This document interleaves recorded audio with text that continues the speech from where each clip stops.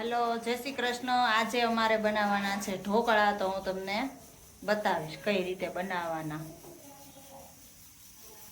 આપણે ચૂલો સળગાવી દીધો છે અને ગરમ પાણી થવા મૂકી દીધું છે અને એક બાજુ છે ઢોકળાનું ખીરું તૈયાર। હવે આપણે બનાવવા મળશું। ઢોકળાના ખીરાની અંદર થોડોક અમથો ગોળ નાખવાનો, જેથી ટેસ્ટ બહુ મસ્ત લાગે। જોકે કોઈ નાખતું નથી, પણ જેને નાખવો હોય ને એ નાખી શકે। અમે લોકો તો નાખીએ છીએ। પછી આ એક બાજુ ઢોકળાનું બહુ બધું ખીરું છે અને એક બાજુ થોડુંક આપણે એક્સ્ટ્રા લઈ લીધું છે સાઈડમાં। બધો સોડા એડ કરવાનો।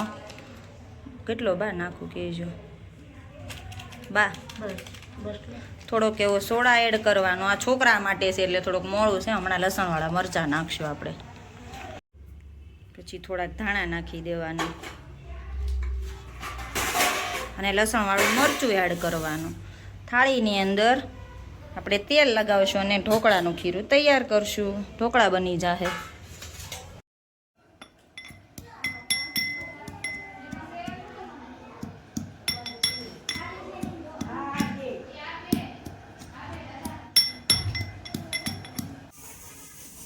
લસણવાળા મરચાં, હા,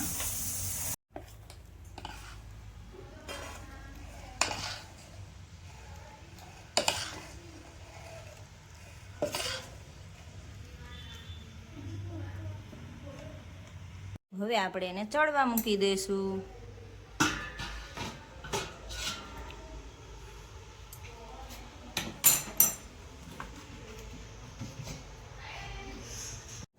ચૂલાના ઢોકળા બનીને તૈયાર અને આ એક બાજુ મૂક્યા છે આપણે ગેસ ઉપર।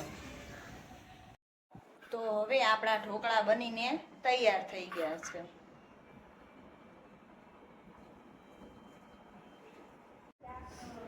તો હવે આપણા ઢોકળા બનીને તૈયાર થઈ ગયા છે। જો ઢોકળાની હારે તેલની અંદર લસણવાળા મરચાંની ચટણી નાખીને આપણે ખાશું કે કેવો ટેસ્ટ છે એનો।